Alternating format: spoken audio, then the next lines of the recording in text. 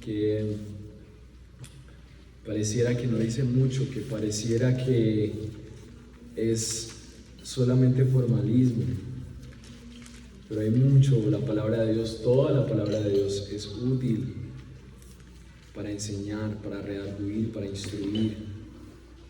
Y por eso, aún en este saludo, en esta despedida, el Señor nos está enseñando un montón de cosas a través de la vida de Pablo y la vida de los filipenses. El texto dice así, el versículo 21 del capítulo 4, la última porción, Nueva Biblia de las Américas.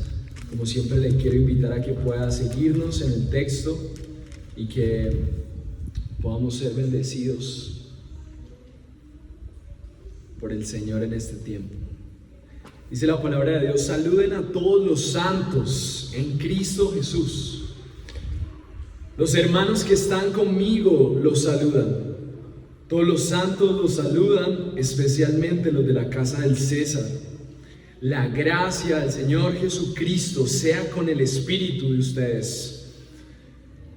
Y esta afirmación ha resultado ser una afirmación que el apóstol Pablo tenía en la mayoría de sus cartas. Y en la tarea de ver qué tenía el Señor para enseñarnos en esta porción, para finalizar la carta a los filipenses, he encontrado que la afirmación de la gracia de Dios actuando en los creyentes, en aquellos que han sido apartados para sus propósitos, es un eje transversal de toda la palabra de Dios. Así que vamos a aprender hoy un eje transversal de toda la Biblia, de toda nuestra fe, nuestro caminar con Dios. Así que quiero rogarte que podamos juntos orar y pedirle al Señor que nos revele esa verdad y que podamos vivirla. Oremos juntos y que, así como decía Pablo, que la gracia del Espíritu de Dios esté en nuestro espíritu hoy. Señor, gracias por esta tarde, esta mañana, en donde tú estás con nosotros, Señor. Tu gracia, tu favor, tu actuar está en nosotros. Y por fe podemos saberlo. Pero te rogamos, Dios, que sea tu palabra, Señor, llevándonos a buen término en esta mañana. Que nosotros podamos responder a ella, Señor, con reverencia, saber que eres tú quien habla, eres tú, Dios viviente, trayéndonos aquí a ser transformados por tus verdades, a reemplazar nuestras mentiras, nuestras inseguridades por tus verdades, a reemplazar nuestros miedos, nuestras tentaciones, nuestra falta de identidad por tu verdad, por tu amor, tu gracia, Señor, tu favor para con aquellos que tú has llamado para tus propósitos. Así que hoy te entregamos de corazón sincero nuestro corazón y nuestra mente, Dios, para que sean transformadas por la verdad de tu palabra, aquella que es viva, aquella que tiene poder para cambiar. Depositamos toda nuestra atención, depositamos toda nuestra mente, todas nuestras emociones en aquello que tienes para nosotros el día de hoy. En este texto vamos a ver un contexto, y es que el apóstol Pablo está hablando a estas personas que están en esta ciudad y él se despide con ellos de esta manera: saluden a los santos que están en Cristo, los hermanos que están conmigo los saludan, todos los santos los saludan, especialmente los de la casa del César. La gracia del Señor Jesucristo sea con el espíritu de ustedes. Y esta palabra gracia nos ayuda hoy a tener el eje transversal de lo que queremos escuchar de parte de Dios en este texto. Y la palabra gracia en su sentido original es la influencia divina sobre el corazón y su reflejo en la vida de los creyentes. Entonces, la gracia de Dios es la influencia de Dios mismo en el corazón de las personas que Él ha llamado para sus propósitos y su reflejo en la vida de esas personas. Esa es la gracia de Dios. Es un regalo inmerecido, lo hemos definido muchas veces como un regalo inmerecido, pero ese regalo inmerecido es ese actuar de Dios en la vida de aquellos que Él ha llamado para sus propósitos. Ese concepto de la gracia, como les decía ahora, lo vemos como un eje transversal en toda la palabra de Dios. Y lo vemos muy manifestado en todas las cartas que Pablo escribe. Por ejemplo, Filipenses 1:1, como un saludo, dice: Pablo y Timoteo, siervos de Jesús, a todos los santos en Cristo Jesús que están en Filipos, incluyendo a los obispos y a los diáconos, gracia a ustedes y paz de parte de nuestro Dios, Padre y Señor Jesucristo. La carta inicia que Pablo saluda a los filipenses diciéndole: la gracia sea con ustedes. Y la carta se despide: la gracia sea con su espíritu. Hay algo especial. Romanos 16:20 dice: y el Dios de paz aplastará pronto a Satanás debajo de los pies de ustedes. La gracia de nuestro Señor Jesucristo sea con ustedes. Pablo hace afirmaciones todo el tiempo en sus cartas acerca de la gracia de Dios sea con ustedes. Segunda de Timoteo 4:22 dice: el Señor sea con tu espíritu y la gracia sea con ustedes. Segunda de Corintios 13:14 dice: la gracia del Señor y el amor de Dios y la comunión en el Espíritu Santo sean con todos ustedes. Tal parece ser que uno de los deseos más frecuentes de la vida de Pablo hacia las iglesias, esas cartas de amor dirigidas a esas iglesias, es que la gracia estuviera con ellos.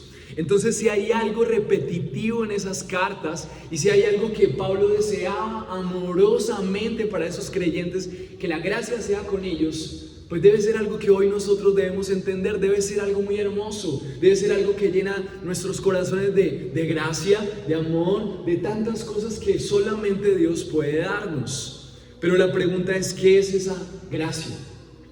Esta semana estaba estudiando en una de las materias del Antiguo Testamento. Estamos estudiando la vida de Jacob.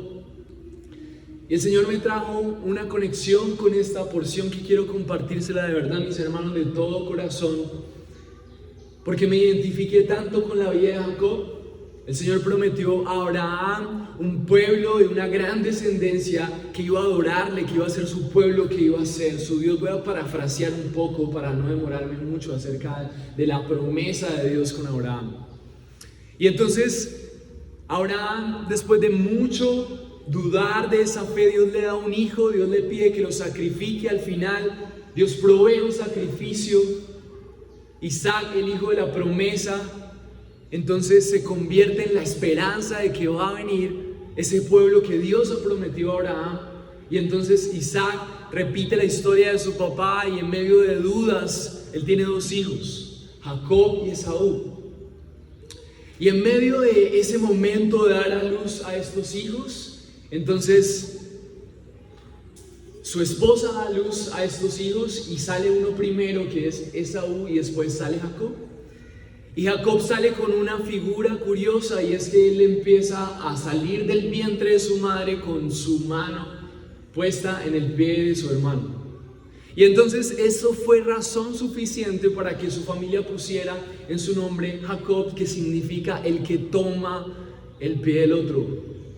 Y toda su vida él se la pasó viviendo a la sombra de su hermano, viviendo a la sombra del primogénito, porque el que nacía primero era el que merecía la bendición de su familia, era el que merecía todas las cosas buenas de parte por ser el primogénito. Era la cultura, la bendición, el consagrado a Dios. Y entonces Jacob siempre se la pasó pensando que lo único que le tocó a él fue tocar el pie de su hermano. Y en ese momento él empieza a vivir en una vida en donde él anhela las bendiciones del primogénito, y cuando crece él se busca una manera de engañar a su hermano para obtener la primogenitura. Un día su hermano viene cansado de cacería y él está con hambre, y él le ofrece unas lentejas y le dice: mira, yo te doy este plato de comida delicioso si tú me das tu y empieza él a conspirar y se busca la manera de engañar a su hermano. Su hermano le vende la primogenitura. Después de eso él sigue creciendo y él empieza a darse cuenta que necesita más bendición, la bendición de su familia. Él está buscando su identidad no en lo que él era, sino en lo que tenía su hermano. Entonces él busca un lugar en su familia, después busca la bendición de su padre, y entonces él empieza a decir: el momento de que mi padre dé la bendición a sus hijos, entonces se la va a dar a mi hermano porque el primogénito, y con su mamá conspiran y él se disfraza de su hermano y su papá termina bendiciéndole a él. un engañador, una persona que se trama cosas para buscar la bendición. Cuando crece y busca una esposa para buscar fines económicos, engaña a su suegro, manipulando el ganado para obtener más ganado, y así se enriquece. Y la gente cree que él tiene una bendición buena porque ha trabajado y porque ha sido un hombre que teme a Dios, pero la realidad es que toda su vida él ha sido un engañador. Su hermano, lleno de rencor con él, dice que cuando su padre muera él le va a matar, porque él estaba totalmente lleno de rencor contra Jacob, Esaú contra Jacob, porque él le había robado la bendición del padre. Y en ese momento, cuando muere el padre, entonces Jacob se llena de miedo porque su hermano es poderoso, tiene un gran ejército, y él tiene miedo porque él había prometido matarle ese día. Y una noche antes, en busca de algo más que sus propios esfuerzos, él empieza a tener un tiempo con Dios y tiene un encuentro sobrenatural con Dios, en donde él empieza a pelear por la bendición que solamente Dios puede darle. Hay una figura en la palabra de Dios acerca de un encuentro con un ángel, y aunque él se esfuerza por vencer a ese ángel rogándole que le bendiga, al final ese ángel le hiere en su pierna y termina humillado en el suelo. Pero aún así él decide aferrarse al ángel, y esa actitud de entender que solamente la bendición de Dios podía salvarle fue la transformación de Jacob. Jacob solamente se dedicó su vida a sus propios esfuerzos buscar la bendición, a sus propios esfuerzos buscar su identidad, a sus propios esfuerzos buscar su economía, con sus propios esfuerzos tratar de agradar a su padre y buscarse una bendición. Pero toda su vida fue esclava de la búsqueda de cosas que solamente Dios podía darle. Y entonces cuando Dios vio que realmente su corazón estaba enfocado en buscar la bendición de Dios, le dijo: yo voy a cambiar tu nombre, y tu nombre ya no se va a llamar más Jacob, sino que te llamarás Israel, porque Israel significa peleaste y venciste. Pero un peleaste y venciste no porque él fuera fuerte, sino porque en tu corazón luchaste por buscar la bendición de Dios.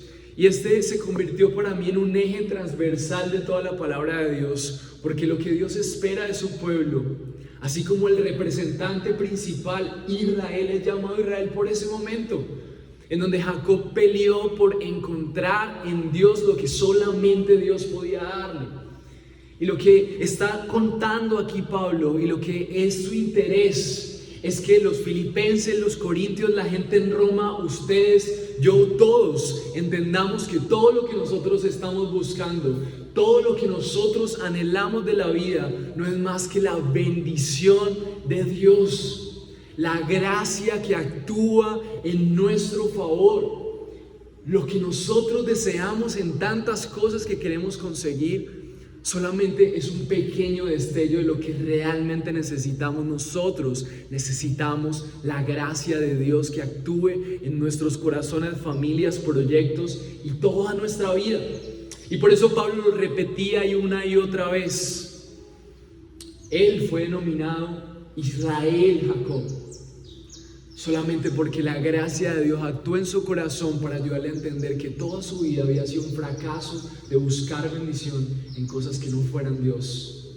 Pero por gracia, al buscar y poner su confianza en el único que podía hacer su salvación, su nombre fue cambiado. Y el engañador, el estafador, el que tenía una autoestima baja, el que no pintaba nada en la familia, se convirtió entonces en el nombre que Dios usa para su pueblo. Y me encanta el Evangelio, porque el Evangelio se trata de gente que no parece, pero que es transformada para que Dios les bendiga y les use para sus propósitos. Y esa es la conexión que tenemos con el mensaje de hoy. Hoy vamos a ver que Dios desea que tú seas testimonio de la gracia que actúa. Dios quiere que tú seas una vida que refleje que la gracia que actúa está en ti. Pero también tenemos el desafío de que nosotros ignoramos la grandeza de esa gracia que actúa y la buscamos en otros lados, y nos la pasamos como Jacob toda la vida tratando de engañarnos a nosotros mismos, engañar a nuestras familias, engañar a nuestra economía con tal de encontrar esa bendición. Y en esas dos áreas en donde Dios nos dice, mira, yo quiero que tú seas una vida que refleje mi gracia que actúa. Pero por otro lado te la pasas buscando en eso, en esa realidad, en esa pelea, en esa batalla. Vamos a ver reflejado en este texto que nuestra esperanza es que Cristo se convierte en la gracia que actúa en persona. Él se encarna para poder actuar en nosotros y efectuar en nosotros lo más importante, es que nosotros entendamos, al igual que Jacob, que nuestras vidas son fracasadas si estamos buscando nuestra bendición en otro lugar que no sea Cristo, que no sea su vida en nosotros. Y por último, vamos a poder confiar en que Cristo en nosotros nos da la certeza de que la gracia está actuando en nosotros, así estemos seguros o no. Y en este texto vamos a ver algo que se llama paralelismo. Pablo está usando un paralelo en donde primero dice, así que amados míos, tal como siempre han obedecido, no solamente en mi presencia, sino ahora mucho más en mi ausencia, ocúpense de su salvación con temor y temblor, porque Dios es quien obra en ustedes tanto el querer como el hacer para su buena intención.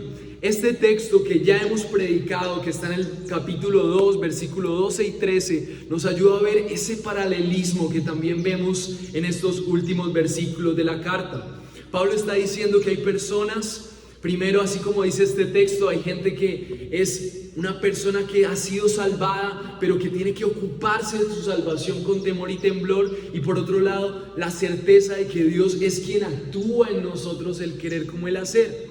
Lo vemos en estos mismos versículos. Dice Pablo, saluden a todos los santos en Cristo Jesús. Y también habla de que entre Él y alrededor de Él hay santos, hay personas que han creído. Vamos a ver qué significa los santos. Y después dice, la gracia del Señor sea con ustedes. Lo primero que quiero que veamos hoy en este paralelismo y en esta primera parte de lo que Dios nos enseña en este texto es que Dios desea que tú seas testimonio de esa gracia que actúa. Tú debes ser una vida que refleje que la gracia de Dios, el actuar de Dios está actuando en la tierra, está actuando en tu corazón, en tu familia, en todo lo que haces.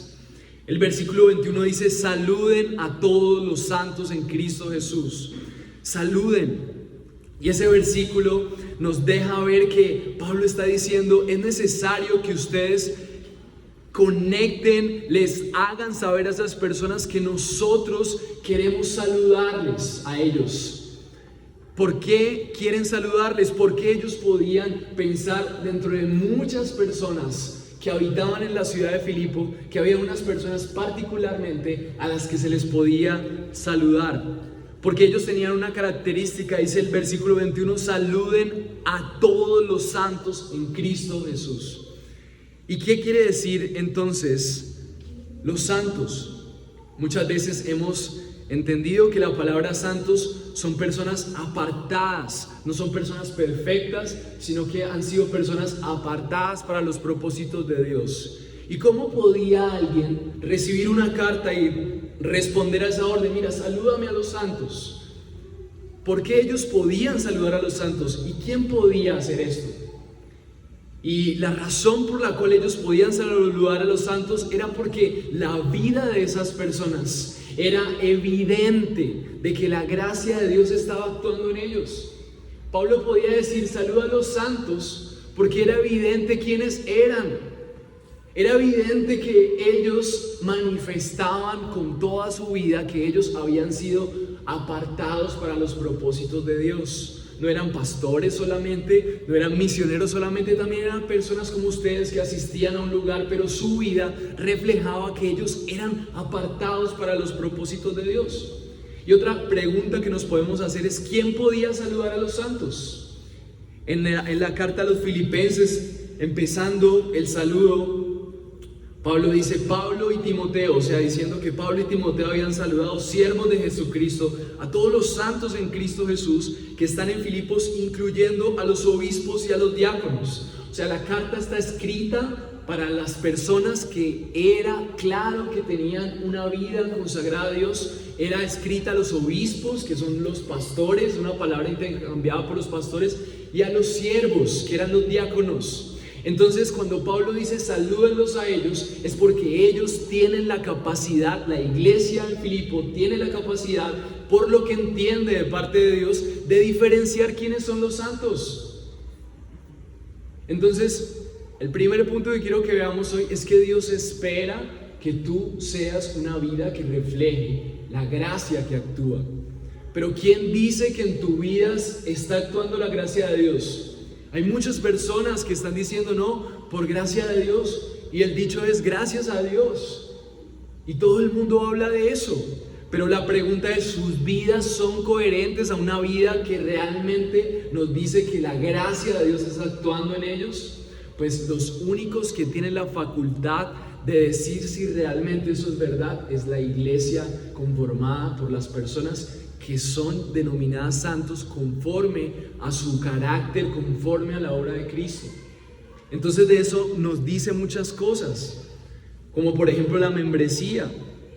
Ellos tenían membresía, ellos eran reconocidos, había multitudes seguían a Jesús, pero ellos tenían claridad de quiénes eran esas personas que realmente manifestaban con su vida que estaban siendo discípulos. Solamente la iglesia tiene la facultad de decir, ustedes están con su vida siendo fieles a lo que Dios ha hecho con ustedes.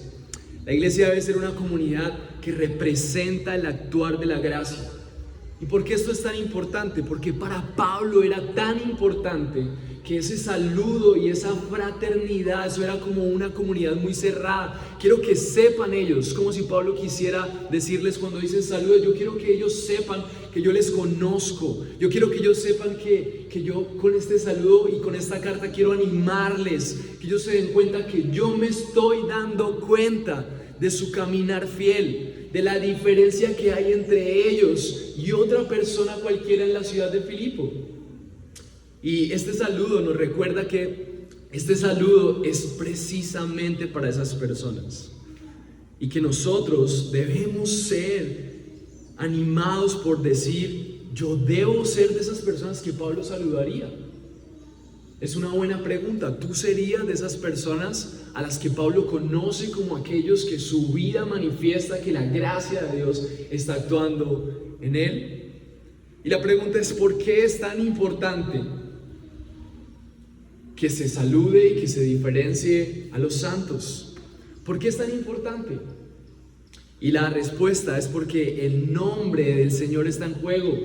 Cuando Él dice saluden a los santos, son los santos que están en Cristo Jesús. O sea, la razón por la cual Pablo dice que saluden a los santos es porque esas personas están en Cristo, sus vidas son lo que Cristo dice y también ellos dicen lo que es Cristo. O sea que es el nombre del santo Dios viviente el que está en juego. Cuando nosotros como iglesia estamos diciendo, aquí están los santos, aquí podemos saludar a aquellos que están siendo evidentes con su vida de que la gracia de Dios está actuando. Hoy al inicio estábamos leyendo Ezequiel 36 y miren el propósito de Dios para la iglesia. Ezequiel 36, 22 dice, por tanto, dile a la casa de Israel, así dice el Señor Dios, no es por ustedes, casa de Israel, que voy a actuar, sino por mi santo nombre que ha sido profanado entre las naciones a donde fueron. La promesa de Dios, versículo 23, capítulo 36, dice, vindicaré la santidad de mi gran nombre profanado entre las naciones, el cual ustedes han profanado en medio de ellas. Entonces las naciones sabrán que yo soy el Señor, declara el Señor Dios, cuando demuestre mi santidad entre ustedes a la vista de ellas. Cuando Pablo dice saluden a los santos, es que Pablo está orgulloso de que esas personas por su actuar están vindicando el nombre de Dios que ha sido profanado por ellos mismos en las ciudades. Y por eso la iglesia tiene que velar porque las personas que digan creo en Dios sean personas que en su vida realmente reflejen que el actuar de la gracia de Dios está transformándoles.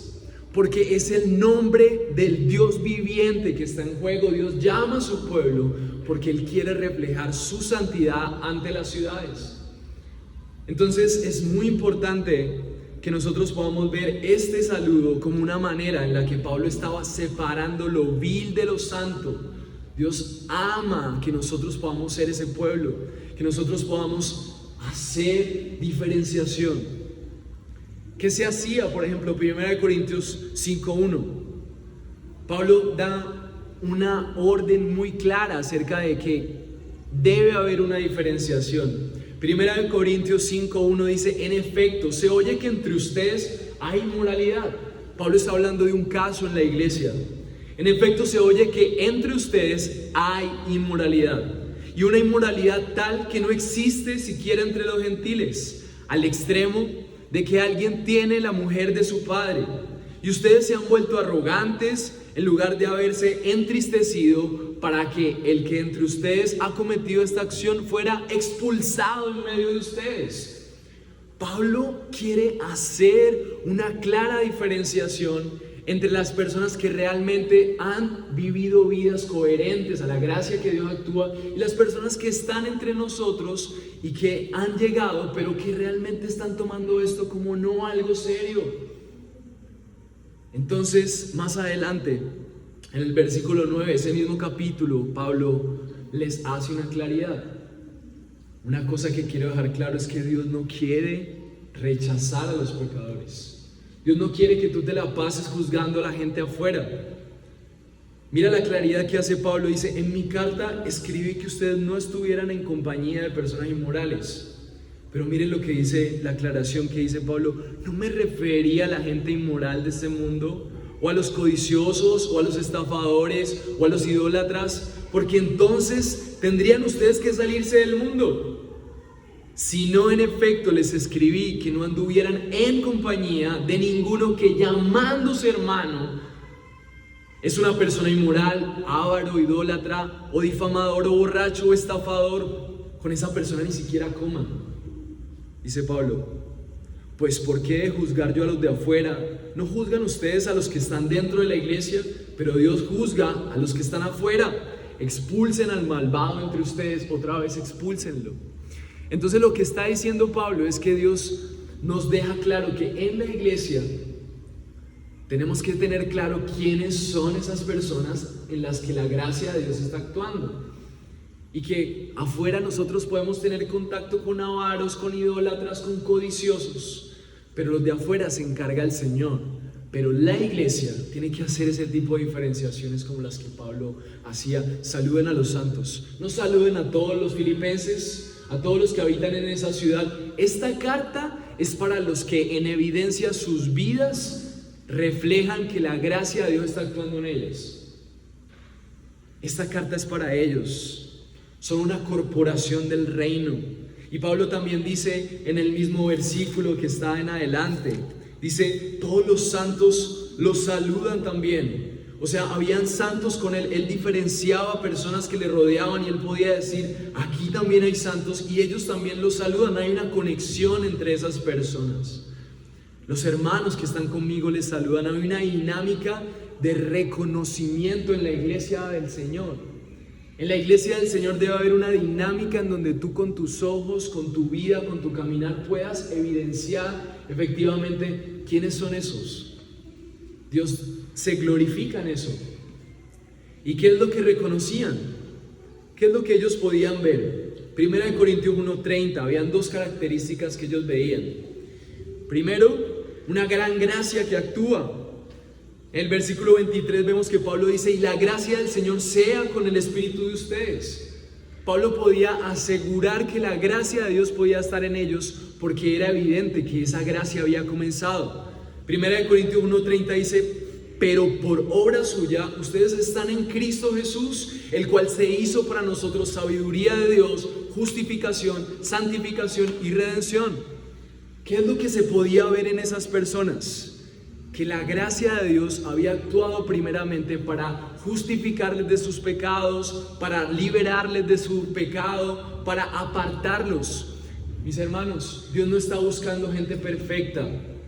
No está buscando gente perfecta. Yo soy el más pecador de todos aquí seguramente.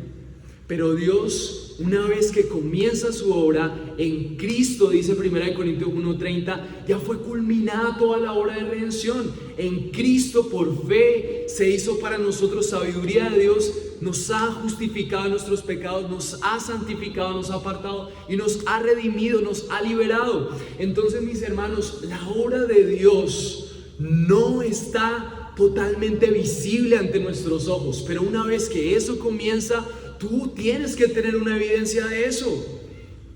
Y eso es muy importante que nosotros como creyentes podamos verlo. No hay tal, yo crecí en una tradición religiosa en donde me enseñaron que había un personaje dentro de la vida cristiana que era el cristiano carnal. Y ese cristiano carnal era tal vez una persona que ha dicho que cree en Dios, pero nunca se vio fruto de nada. Y que pasó toda su vida sin mostrar la evidencia de lo que significa una vida que actúa la gracia de Dios. O que pasó un largo tiempo en donde le dio la espalda a las cosas de Dios y simplemente se entregó a la carne. Yo entiendo que nosotros luchamos, y la Biblia es clara en que nosotros luchamos con el pecado. Nosotros luchamos con cosas, mis hermanos, yo lucho con el pecado. Pero la evidencia de la gracia de Dios que ha sido hecha en Cristo tiene que ser visible, unos más visible que otras. Unos avanzan más rápido que otros. Pero no podemos decir que una persona que manifestó su fe en Dios y que nunca mostró frutos en toda su vida, mis hermanos, eso no es lo que enseña la palabra de Dios. Porque si la gracia de Dios, miren lo que dice 1 Corintios, pero por obra suya. Si esa vida no muestra frutos es porque la obra de Dios no ha sido manifiesta en él. Porque es Dios el protagonista de la obra.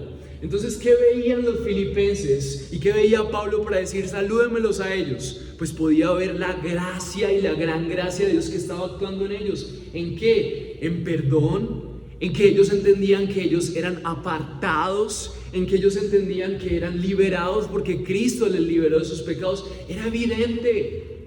Tú no puedes venir aquí a las 10 de la mañana diciendo qué pena, quise llegar a la oración a las 9:30, pero me atropelló un mío.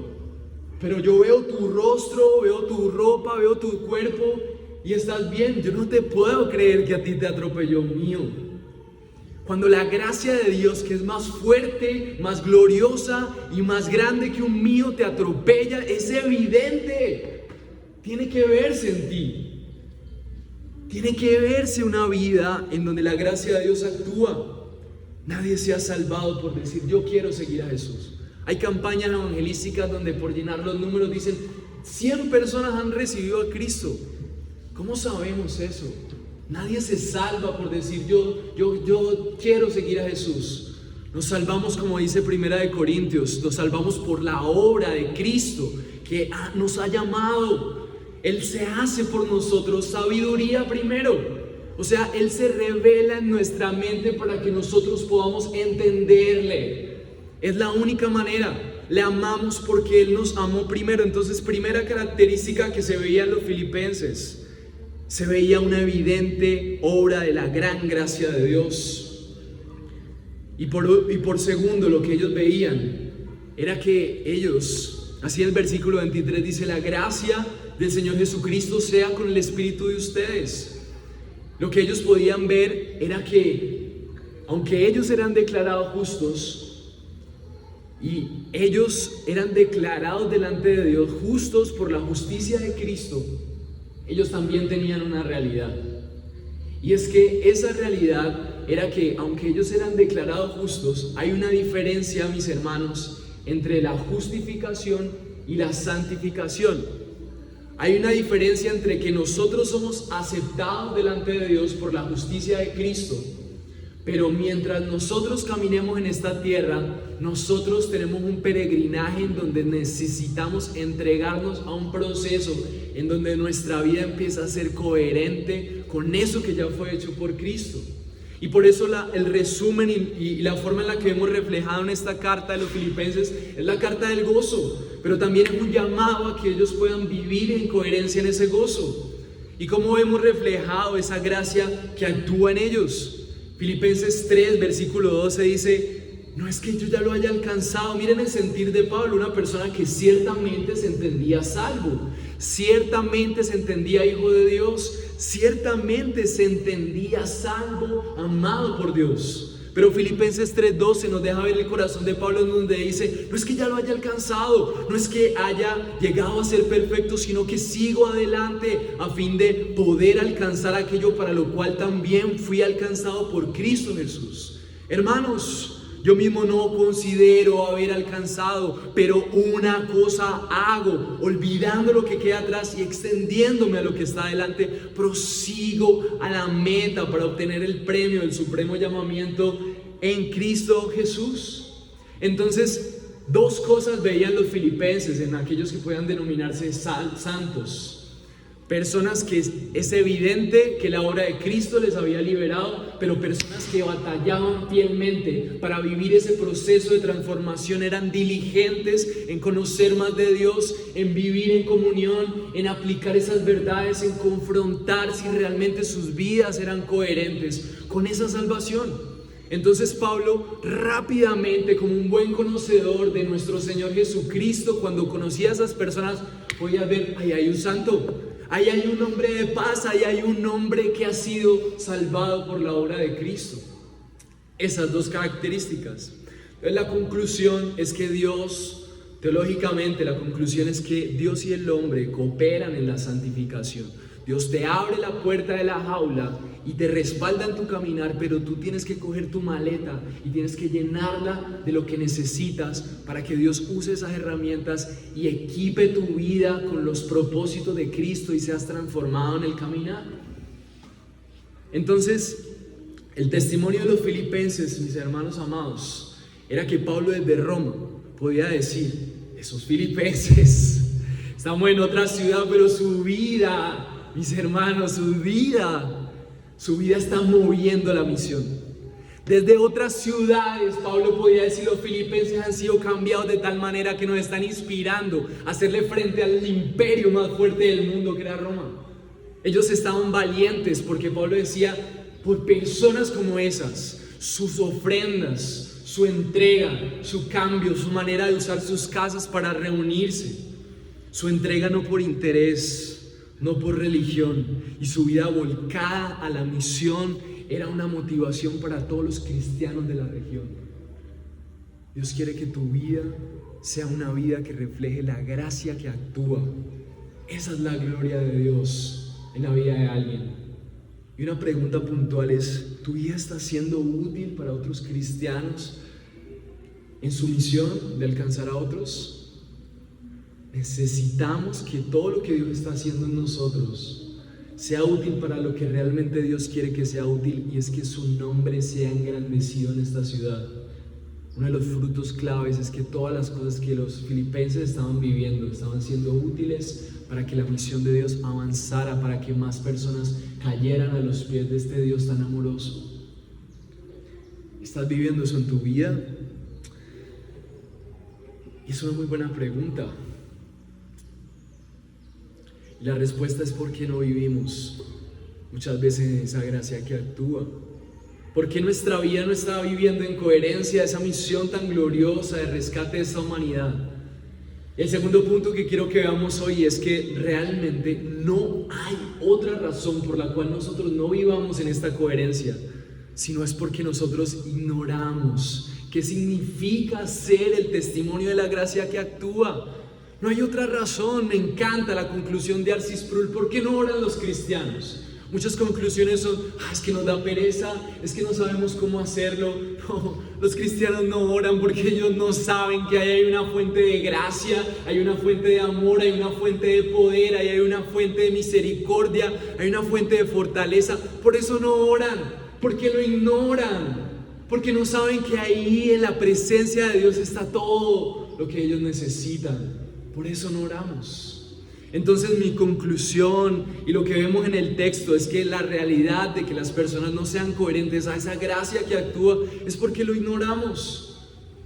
Pero los santos que habían en ese momento eran conscientes. Dice, todos los santos los saludan, especialmente los de la casa del César. Miren la aplicación que hace Pablo. Pablo estaba preso en Roma. Y Pablo, de una forma especial, usa el ejemplo de personas que no eran judíos, de personas que estaban totalmente inmersas en los sistemas de este mundo, tal vez los de la casa del César. Según unos comentaristas, eran personas que servían al César, que estaban involucrados en actividades totalmente mundanas de un sistema corrupto como era el sistema de Roma. Pero ahí, en esas personas, había evidencia de que esas personas eran santos. No importa qué estés trabajando, no importa qué estés haciendo, lo que importa es que tú no ignores la grandeza que hay en que Dios actúe en tu vida.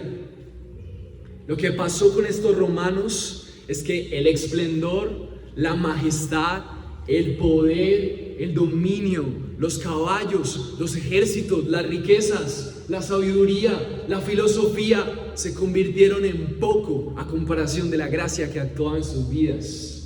Y por eso, para Pablo, es de gran utilidad decirle: miren, aquí hay una gente que está en Roma. Ustedes son una provincia de Roma, filipenses, ustedes disfrutan de los beneficios de Roma, pero los que están en la cúspide, en la meca de este mundo, en el gobierno más glorioso que el planeta ha tenido, el más poderoso, los de la casa del César, ellos han tenido como poco eso, porque ellos se les ha sido revelado la grandeza de que la gracia de Dios actúa en sus vidas. Ellos no tomaron como valioso la bendición de estar en Roma.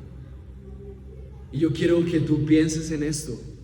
¿Qué es lo que tú tomas como bendición de estar en Cali?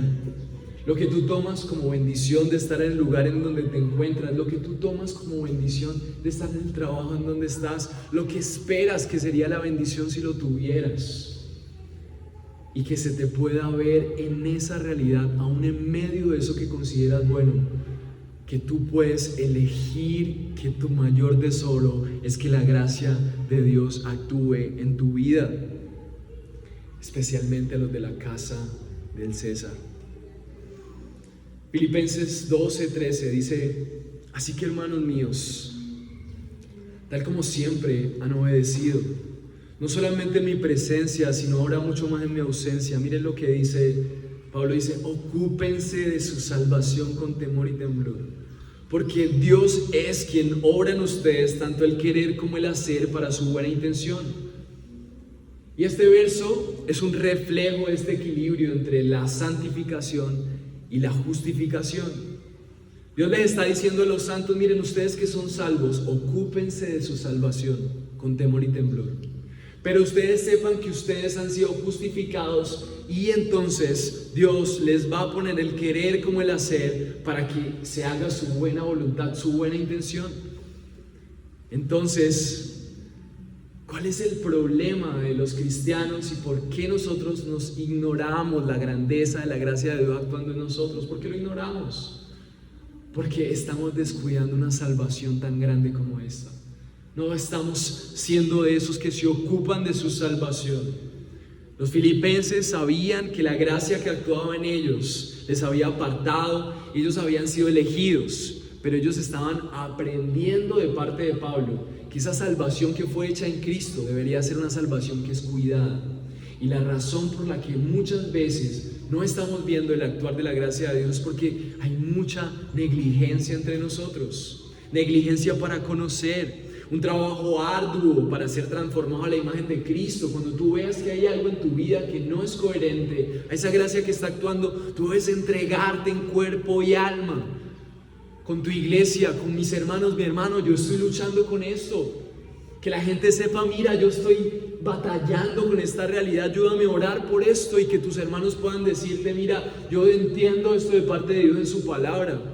Por eso tenemos un grupo que se llama la membresía, que tú hagas parte de ese grupo, no de una forma de una lista, sino que tú uses de esas personas para que tu vida sea edificada y tú puedas decirles: mira, yo estoy luchando con esto. Nos reunimos fielmente, nos discipulamos, meditamos en la palabra de Dios, en aquellas cosas en las que necesitamos entender la palabra de Dios. Estás luchando con tus deseos, entonces lucha y busca en la palabra de Dios cómo Dios satisface esa realidad y te fortalece. Estás luchando con la pereza, entonces busca en la valentía que tuvo Cristo para enfrentar su agenda y cumplir los propósitos de Dios tu fortaleza. Necesitas necesitas entender, al igual que los filipenses, que necesitas ocuparte de la salvación. Ahora la pregunta que tenemos que hacernos es: ¿tú nunca has visto nada de la gracia de Dios que actúa en tu vida? ¿Tú has visto esas características de cómo tú eres libre de tus pecados? ¿Cómo te sientes apartado de los propósitos del mundo para llegar a los propósitos de Dios? ¿Puedes ver eso? Si tú nunca has visto eso, si tal vez tu manifestación de creo en Dios sea una manifestación religiosa o asistir a un lugar, si tú nunca has visto que en tu corazón hay un deseo por luchar y vivir en los propósitos de Dios, si tú nunca has visto eso, probablemente tú nunca hayas experimentado la gracia que actúa, y hoy sea el día en donde tú reconozcas que tal vez la gracia de Dios necesita venir a tu vida para transformarte, y hoy sea el día de arrepentimiento. Pero si tú has creído y has confiado que Cristo pagó el precio por ti, entonces has abrazado por fe que Jesús pagó por ti, que te ha salvado, pero no has sido diligente en la salvación, también hoy es el día de arrepentimiento, y así como los filipenses puedas entender que necesitas ser de esas personas que desean que la gracia de Dios actúe en ellos, que son vidas como esos santos de Filipenses que entienden que necesitan cuidar su salvación con temor y temblor. Y en esa comprensión, lo más importante que necesitamos entender, y es el punto 3 que quiero compartirles, es que a pesar de que nosotros nos quedamos cortos con nuestra vida, a pesar de que nuestras vidas no manifiestan muchas veces que somos santos, a pesar de que vemos que Dios nos ha apartado, pero somos negligentes, en esta expresión de Pablo dice: saluden a los santos en Cristo, y hemos repetido una y otra vez. Para ellos era claro que ellos estaban en Cristo, que ellos estaban en una nueva vida, que ellos estaban en nuevos propósitos, porque habían sido transformados por Cristo. ¿Y cómo es esto que sucede? ¿Cómo sucede esto? ¿Cómo podemos cantar victoria cuando nuestras vidas realmente muchas veces no reflejan eso? Colosenses 1:20 dice: porque agradó al Padre que en Él habitara toda la plenitud, y por medio de Él reconciliar todas las cosas consigo, habiendo hecho paz por medio de la sangre de su cruz. Por medio de Él, repito, ya sean los que están en la tierra o los que están en los cielos. Lo que dice este versículo es que la forma en la que nosotros podemos estar seguros de que estamos en Cristo, que hemos sido apartados de sus propósitos, es porque hemos creído que agradó al Padre depositar toda su santidad en Cristo, en un hombre, en un ser humano, para que nosotros fuéramos reemplazados como seres humanos que no manifestaban la santidad de Dios, y que fuéramos reemplazados por el Santo en el que habitó toda la plenitud de la deidad. El versículo 20 dice: y por medio de Él reconcilia todas las cosas. Cuando nosotros no manifestábamos eso, Dios reconcilió a los pecadores con Él. ¿Cómo lo hizo? ¿Cómo es posible que hayan personas que antes seguían sus propósitos y ahora sean saludados como santos, como apartados? Dice el texto, dice: habiendo hecho paz.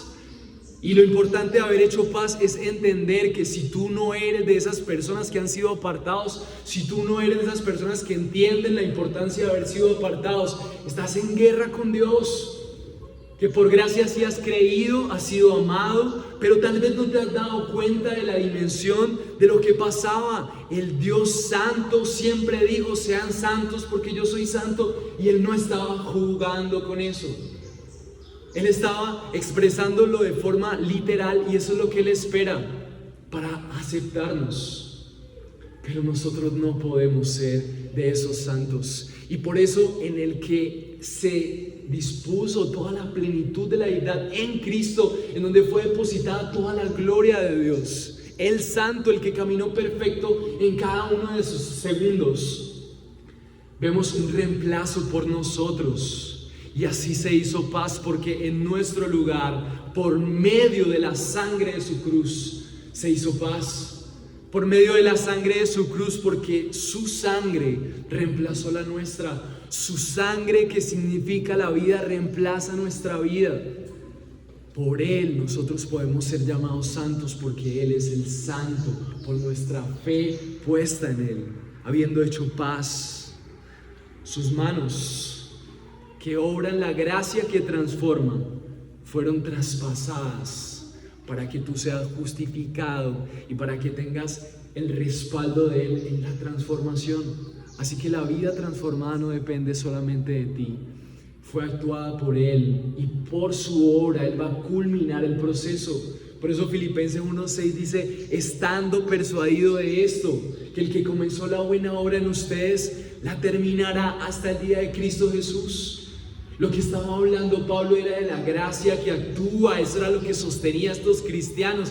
Y nuestra celebración es que a pesar de nosotros, por la fe puesta en Cristo, podemos aferrarnos a que el Santo vive en nosotros. Y podemos tomar la decisión de vivir en esa vida que dice Pablo, que la gracia de Dios actúe en su espíritu, sea con su espíritu. Gálatas 3:11 dice: y que nadie es justificado ante Dios por la ley. Es evidente, porque el justo vivirá por la fe. Entonces, cuando nuestras vidas no son evidentes, podemos poner nuestra confianza en el que sí fue evidente desde que nació. Y cuando nuestras vidas no están trabajando bien por esa santificación, entonces podemos poner nuestra confianza en el Cristo que se esforzó hasta la cruz para agradar al Padre. Y esa fuerza es la que habita en nosotros, porque si tú has creído, es porque Dios ha puesto ese deseo en ti. Y si tú eres aceptado, es porque Cristo está en ti. Y por fe tú puedes avanzar hacia los propósitos de Dios, para que algún día tu vida sea una vida como la de estos ciudadanos en Filipenses. Y tu vida pueda ser de esas que la gente pueda decir: ahí está un santo, ahí está uno que está apartado para los propósitos de Dios. Ahí hay uno, no por su fuerza, sino por la gracia de Dios. ¿Puedes creer en lo que tu vida necesita realmente? ¿Puedes creer que realmente lo que tú necesitas es ser justificado por la sangre de Cristo? ¿Puedes identificar tu vida como una vida como la de Jacob, tratando de buscar la bendición en mil cosas? Tratando de disfrazar tu trabajo como la manera en la que Dios te bendice, tratando de ver la aprobación de tu familia, la aprobación de tu sociedad. Es tiempo de que nosotros podamos reconocer de que lo que necesitamos es una gracia que nos abraza y que se ha entregado por nosotros. Y como aplicación principal, que sea una realidad la afirmación de Pablo para los filipenses, en donde él decía: y la gracia sea con el espíritu de ustedes. Y que podamos descansar en que si hemos creído por fe en Cristo, entonces el poder de Dios actuando en nuestras vidas es nuestra mayor confianza. Podemos descansar. Hay paz, hay amor, hay plenitud, hay gozo, hay esperanza. Y sobre todo hay una intención de mostrarle al mundo. Necesitamos mostrarle al mundo que necesita descansar en que todos esos esfuerzos locos que están haciendo, hay que seguir trabajando, mis hermanos. Hay que ser hombres esforzados, hay que ser mujeres que gobiernan bien su hogar, hay que hacer tantas cosas buenas. Pero yo quiero decirles que el más grande de sus esfuerzos va a lograr realmente lo que ustedes están buscando. Lo que ustedes necesitan es la gracia de Dios que actúa en medio de su debilidad.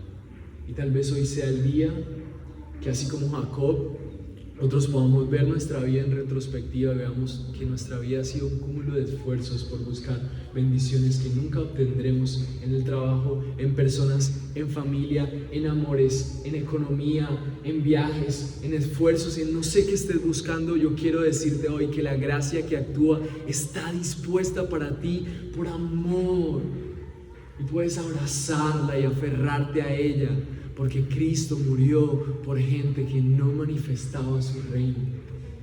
Y por fe tú puedes aferrarte a que la gracia actúa en donde tú no puedes.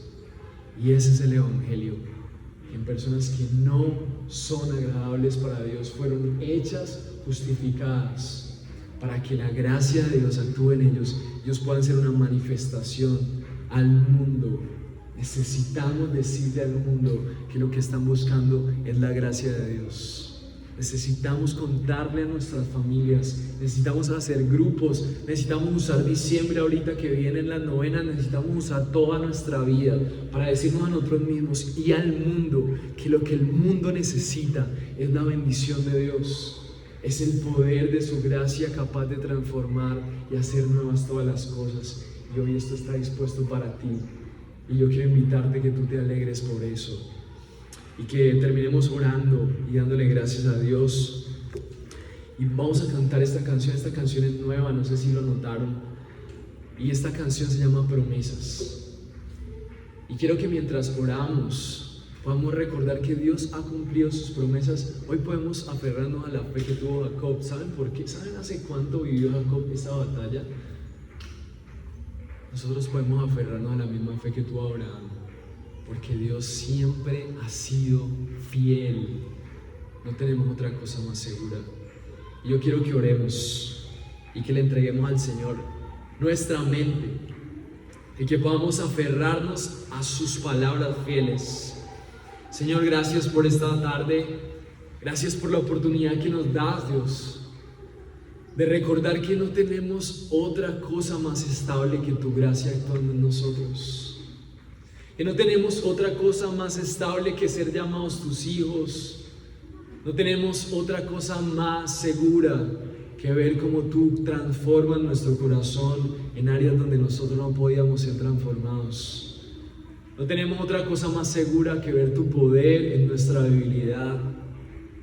Y hoy queremos rogarte que por favor, Señor, tu gracia, Señor, sea en nosotros, en nuestro espíritu, pero que también nos des la capacidad de entender que aunque tú lo has hecho todo, Señor, y en Cristo se ha completado completamente la obra y por gracia somos salvos, debemos de entregarnos una vida diligente, cuidando nuestra salvación con temor y temblor. Señor, ayúdanos a conectar con nuestra iglesia, ayúdanos a conectar con nuestro discipulado, ayúdanos a conectar con nuestras familias, ayúdanos a conectar con todo lo que somos como hijos tuyos para ser fortalecidos, tiempos con tu palabra, Señor, tiempos contigo en oración, tiempos de discipulado, tomar decisiones de ser miembros, Señor, y que esa realidad sea una realidad en nosotros, Dios. Te lo rogamos en el nombre de Cristo Jesús, y yo de forma especial oro por estas personas